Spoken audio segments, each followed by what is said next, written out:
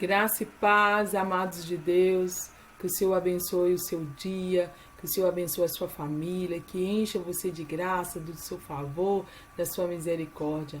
Amém?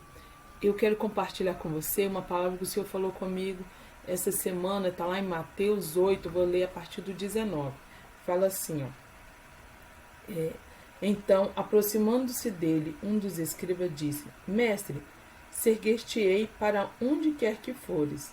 Mas Jesus lhe respondeu: A raposa tem seus covis e as aves do céu ninho, mas o Filho do Homem não tem onde reclinar a cabeça. E outro dos discípulos lhe disse: Senhor, permite-me ir primeiro sepultar meu pai. Replicou-lhe Jesus: Segue-me e deixa os mortos sepultar os seus próprios mortos. O que eu entendi nessa palavra? O que o Senhor trouxe ao meu coração através dessa palavra?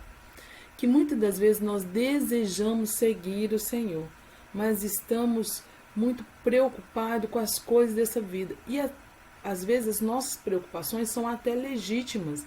São coisas que realmente a gente precisa preocupar. Mas essas preocupações não podem estar acima do que é servir ao Senhor.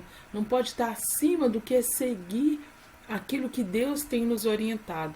Então, as coisas naturais dessa vida, elas sempre vão existir. As nossas necessidades, estamos o tempo todo suprindo, buscando suprir as nossas necessidades. E o Senhor conhece todas elas, o Senhor sabe de todas elas. Mas o Senhor quer que nós realmente nos preocupemos com o quê? Com o reino de Deus. Nos preocuparmos realmente em servir ao Senhor, em seguir a Deus. E nada pode ser empecilho, nada nas nossas vidas pode virar pedra de tropeço, nos impedindo de servir ao Senhor. E o interessante aqui nesse versículo no 22 que ele fala: deixai os mortos sepultar os mortos, que muitas das vezes a gente precisa deixar as coisas do passado no passado. Aquilo que é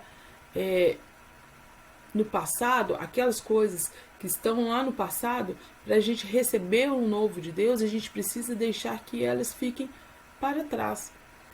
E as coisas da vida são assim mesmo.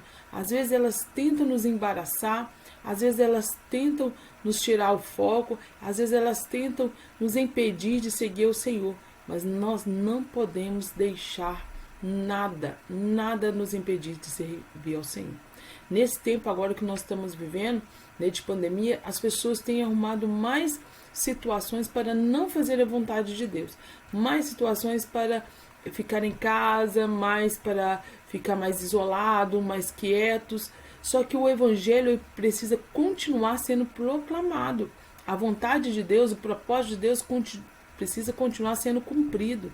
Nós não podemos deixar embaraços dessa vida, situações dessa vida, nos impedir de proclamar o Evangelho, de fazer a vontade de Deus, de cumprir o propósito do Senhor. Só vivemos o novo de Deus se o passado ficar para trás. Só vivemos as coisas de Deus se deixarmos as coisas do mundo, se deixarmos as coisas naturais para viver o sobrenatural do Senhor. As coisas naturais, às vezes, são empecilhos para que nós possamos fazer a vontade do Senhor. E elas não podem ser, irmãos. Não podemos deixar que elas sejam. Nós precisamos buscar o reino de Deus e a justiça do Senhor.